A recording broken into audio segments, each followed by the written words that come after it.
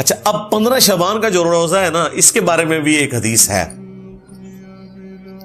وہ بخاری اور مسلم دونوں میں حدیث ہے۔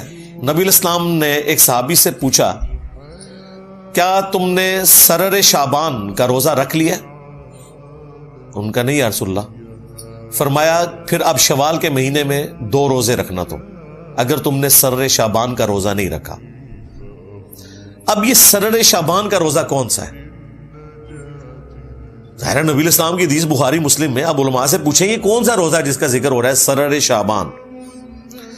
سرر عربی زبان میں کنارے کو بھی کہتے ہیں اور سینٹر کو بھی کہتے ہیں، ہالو چیز کو۔ اس سے مراد کنارے کے روزے بھی ہو سکتے ہیں، لیکن وہ تو بخاری مسلم میں حدیث ہے کہ نبی الاسلام نے فرمایا کوئی بھی شخص جب رمضان شروع ہونے میں 2 دن رہ جائیں تو وہ روزہ نہ رکھے، یعنی وہ رمضان کو پروٹوکول دے کہ رمضان سے پھر روزے سٹارٹ کریں، سوائے اس شخص کے کہ جو پورا مہینہ روزے رکھ رہا ہو، اس کے لیے آپ علیہ السلام نے اجازت دی۔ اسی طریقے سے جامع ترمذی میں حدیث ہے کہ نبی الاسلام نے فرمایا کہ جب نصف شعبان گزر جائے تو کوئی شخص روزہ نہ رکھے۔ تو اس سے یہ بھی پتہ چل گیا کہ وہ آخری سرا بھی نہیں ہو سکتا، آخری 15 دن بھی نہیں ہو سکتے۔ تو یہ سرر شعبان کیا ہے؟ تو صحیح مسلم میں ایک اور حدیث ہے، اتنی حدیث تو بخاری مسلم دونوں میں تھی کہ سرر شعبان کا روزہ رکھو۔ مسلم میں، امام مسلم میں ایک اور حدیث لے کے آئے، اس میں پتہ کیا الفاظ ہے کہ نبی الاسلام نے فرمایا اس مہینے کے سرہ کا روزہ رکھا ہے تم نے، ناف کا، سرہ کہتے ہیں ناف کو۔ اب ناف آلموسٹ جسم کے سینٹر میں ہوتی ہے، تو جو میں کہہ رہا تھا سرر کا ترجمہ کنارہ بھی بن سکتا ہے اور سینٹر بھی۔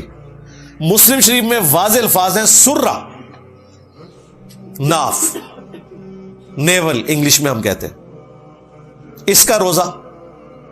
تو یہ جو ناف کا روزہ ہے یہ 15 شعبان کا روزہ ہی بنتا ہے۔